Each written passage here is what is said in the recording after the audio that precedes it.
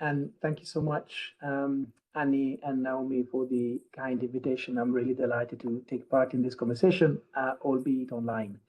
And it's been amazing to learn about the experiences that were shared earlier this morning. So for those who do not know us, IIED is a policy research institute. We work to promote a fair, sustainable world. And we've been working on land since the mid-1990s, in fact. These days, we've been working particularly to address issues related to land-based investments. These are investments that have a significant land footprint, such as agriculture plantations, forestry, mining, carbon projects. And our work is overwhelmingly focused on the global south, primarily in Africa and Southeast Asia just now, where we've been working in close collaboration with local, national, and regional organizations. And so what I'll try and do today is to briefly outline a broad brush sketch of some international trends that are related to land and land-based investments, with a particular emphasis on trends that are in or affecting the global south. And so I'll touch on a few land issues, and I will then briefly discuss trends in policy and legislation. And finally, I'll reflect on a few insights from one project that we've been implementing over the past 5 years with support from the UK government, FCDO. So could we move to the next slide, please? I thought it might be helpful to start from a conversation I had with a farmer while conducting collaborative research in Ghana over 10 years ago. At the time, there was a global land rush. Agribusinesses were leasing large tracts of land to establish monoculture plantations, including in Africa. And that was in response to a spike in agricultural commodity prices, which really made farming seem more profitable, but also to expectations of rising land values. And importantly, public policies in large economies were promoting biofuels, and governments in Africa, in Asia, and Latin America were competing to attract foreign investment, including in land-based sectors. And so at the time, Ghana was proving popular with international agribusinesses, and I was collaborating with a research organization based in Kumasi. And we had come to understand the local impacts of the deals. And so one day we spoke with a farmer who until then had been making a living growing maize and yam. And he was telling us that a plantation took much of his land, that he received little by way of compensation, and that he had some land left, but he knew that the company would come for that land as well. And on the one hand, he was highlighting the impacts that all this had on his families and his own livelihoods. And on the other, he felt that there was nothing that he could have done to avoid it. He said that he was a long-term migrant. He did not own the land. The power to allocate land rested with the traditional authority, and the chief had signed a lease with the company. And so everything had been done in compliance with the law. And so behind that life experience that the farmer was sharing with us, that they really lay the arrangements through which land was held, governed, and transacted. And to me, this encounter really highlighted 4 important issues that affect land policy in many parts of the world. Next slide, please. Thank you. First, just how foundational land is for livelihoods, how being dispossessed of land can mean, can completely upend the livelihoods of a family, of a community, but also the foundational role of land for culture, for social identity, for the collective sense of justice. And yet, at the same time, in many countries, it's often been difficult to make land reform a policy priority. It's often seen as a complex, nearly intractable issue, and it's tended to come up as in policy agendas in particular junctures. So, for example, in the context of major political transitions in the 1990s, where there were transitions to multi-party elections in many African countries, that was often followed by reforms of the land legislation, or in connection with specific threats. So land became a higher policy priority around the global land rush that took me to Ghana at that time, between 2005 and 2015, roughly. And these days, land concerns have often been voiced in connection with energy transition investments, be it critical minerals, carbon projects, and so on. So there needs to be some sort of external factor that helps focus the attention on land in many contexts. Next slide, please. The second issue that was really highlighted, I think, by that encountering in Ghana is the widespread problem of tenure insecurity, the fact and the perception of being at risk of dispossession from the land. The chart you see there on the slide is from an initiative called Prindex. Prindex measures perceptions of tenure security and insecurity. And their reports, the latest report, finds that tenure insecurity is high and is on the rise in a number of countries, particularly those that you see in the top left triangle. On average, Africa and the Middle East present higher levels of tenure insecurity than other regions, but we can see that there have been increases in tenure insecurity in Europe and elsewhere. And then perceptions of tenure insecurity are highest in countries from different regions. You have Mozambique and Malawi, Jordan, Iran, Cambodia on that top end of that table, of that chart. And of course, the drivers of this perceived tenure insecurity vary substantially between regions, but you can see that it's a problem across the board in many different contexts. Next slide, please. A third issue that really stood out for me, reflecting on that conversation with a farmer in Ghana, is the issue of land inequality or land-related inequalities. Data, and here we have a chart from a study that the International Land Coalition led a few years ago. So the data shows that inequality in the distribution of land has been rising globally, worldwide. So for a moment, it looked like it was decreasing, and then it's been increasing in more recent times. But also the experience of the farmer in Ghana highlights that there are also other dimensions of inequality. His status as a migrant put him at a disadvantage vis-a-vis people who lived on the same land but were members of the community, even though migrants may have lived on that land for many generations. Inequalities in the power to influence land-related decision-making are also important aspects of inequalities.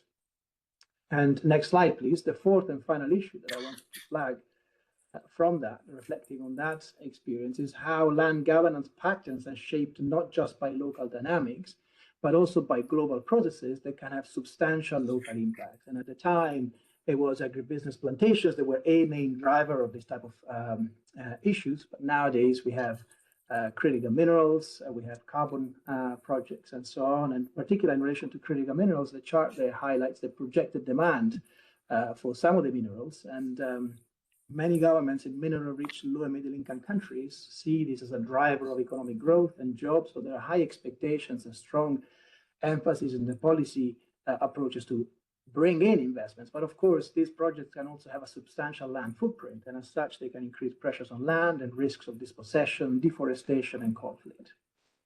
Next slide, please. So what are some of the trends that emerge in land-related policies? So first of all, important to highlight the central role of national policy and legislation in defining the key parameters of land governance. In turn, these are often shaped by long-standing historical legacies, including colonial legacies, and also waves of reform that have happened since independence. Reform processes are typically associated with significant complexities because land is a politically sensitive issue pretty much in all the countries we've been working in. There are major vested interests, major power relations at play. But it's also important to note the growing recourse to international law in relation to land issues. That's the case of human rights law, and I'll say a little bit more about that in a minute, but also other areas of international law. For example, the law that protects foreign investment insofar as international businesses have been acquiring land and land holdings over the past few years. At the local level, customer systems are an important means for rural people to access land, for example, in many parts of Africa. And customer systems are systems of land tenure that are based on unwritten practices that trace their legitimacy to tradition, even though in practice they will have often evolved over time. So these systems are very important for people to access land in many contexts, and there are maybe clashes and inconsistencies with what the national law says. So next slide, please.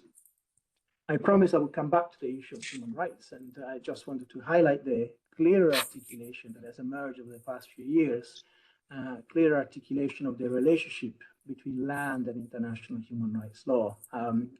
recourse to the right to property has often been a means to resist land reform. But in regional human rights systems in Europe, in America, in Africa, there have been also progressive interpretations of the right to property. That's certainly the case of the Inter-American Court of Human Rights, where the right to property has been applied substantially in support of indigenous people's rights. But also there's been an extensive body of guidance at the UN level, at the global level, and that includes both treaties that monitor compliance with international human rights, or bodies that monitor compliance with international human rights treaties, and also the work of special rapporteurs. The special rapporteur on the right to food, for example, has been particularly active. Different mandate holders have been particularly active on this topic over the years. And there's now also a general comment, an important document that clarifies the interpretation of human rights and what they mean for land in different contexts. And one feature of this trend has really been the greater clarity on the strong links that exist between land and human rights other than the right to property, particularly economic, social, and cultural rights. And I mentioned the case of the right to food. In the case of peasants, so small-scale producers who have a particularly strong connection to the land, the United Nations Declaration on the Rights of Peasants affirms the right to land. So that's really a novel configuration under international law and guidance on how to look at the link between human rights and land. There is an extensive body of practice and jurisprudence and international instruments that regulate in particular the land rights of indigenous peoples. Next slide, please. One further development I would like to flag is the fact that relative to 15 years ago, so there's now much more granular guidance at the international level on how to tackle land issues at the, through land governance reform. And a key instrument here is the voluntary guidelines on responsible governance of land, of tenure of land, forests and fisheries. This was adopted by the Committee on World Food Security, which is the top UN body in food security matters. And a key concept in this document is the notion of legitimate tenure rights, the idea that states should recognize, respect, protect all legitimate tenure rights, including rights that may be seen as legitimate socially in a particular social context, but are not yet recognized by law, are not yet formally recorded, and so on. So that was an important step forward through this document. The document also provides guidance on redistributive reforms, though the language there is more open-ended, and you have an example there on the slide, but essentially where states wish to conduct redistributive reforms, then the BGDT offer guidance on key parameters such as clearly defining beneficiaries, following participatory processes, and so on. So key document there, particularly with regards to the issue of tenure security and recognizing enhancing the security of the rights that are perceived to be legitimate in any given social context. Next slide, please. So I mentioned that much of our work, much of our applied work has been focusing on Africa and Southeast Asia just now. So I just wanted to do a brief reflection on some broad trends on the African continent. In many countries, there have been land law reforms since the 1990s. I mentioned that was also in part in the context of wider transitions in the political organization that really enhanced recognition of customary land rights, rights that are often seen as legitimate in local societies. And I mentioned that indeed many people in rural contexts use customary rights as the main means to access land in their contexts. Now, depending on the country, there have also been, in that wave of legislation, in that wave of reforms, innovative provisions on issues such as gender equality, pastoralism, and the collective land holdings of communities that are variously defined in the legislation.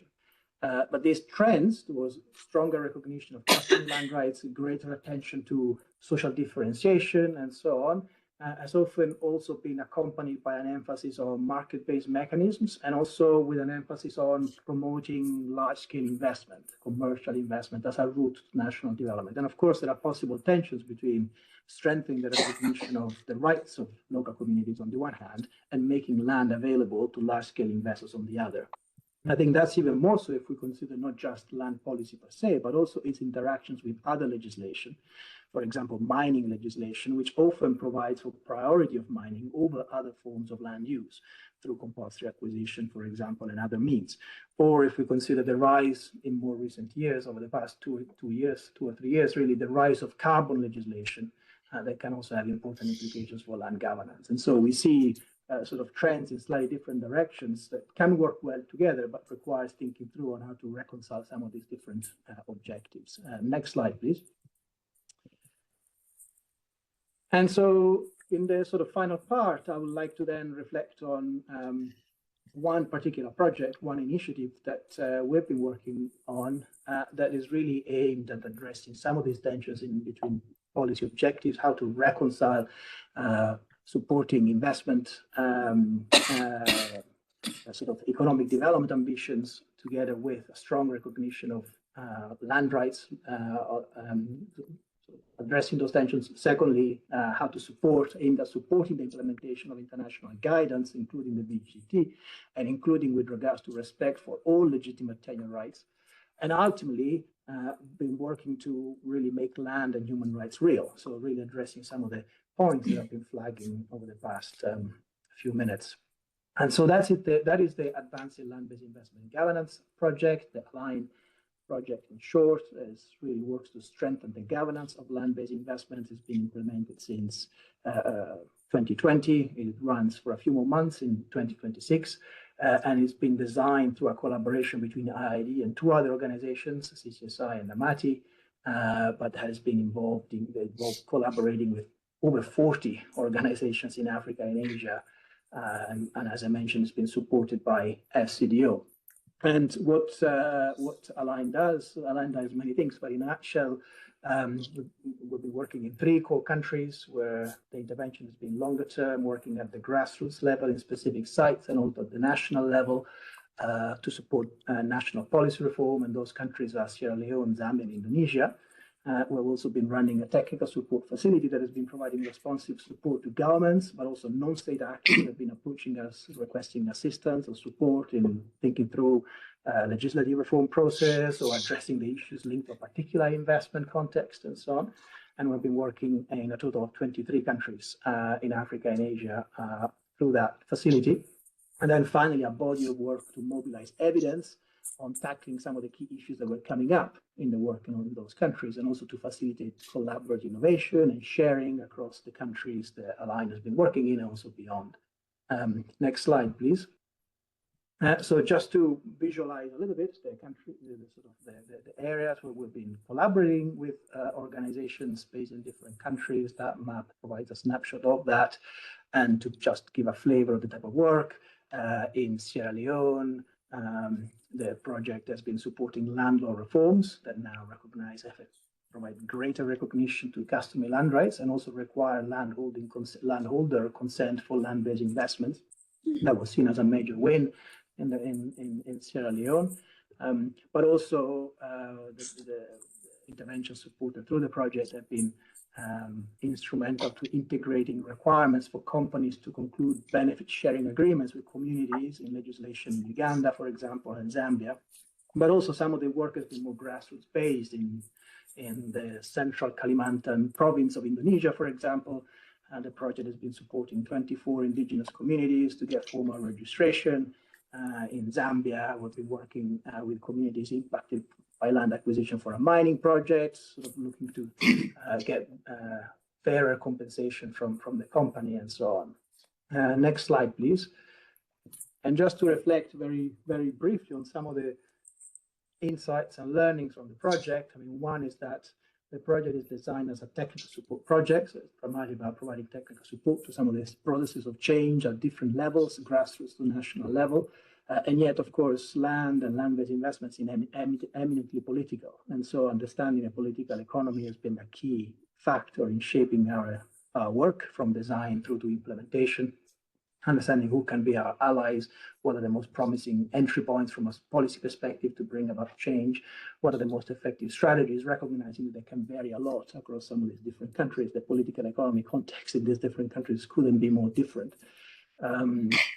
So that's one point. The second point, the value of combining local level interventions with support to national policy processes to ensure that there are strong links between realities on the ground and not only in terms of the problems that come up, but also the solutions that people are developing at the grassroots with national policy processes that can benefit from that information.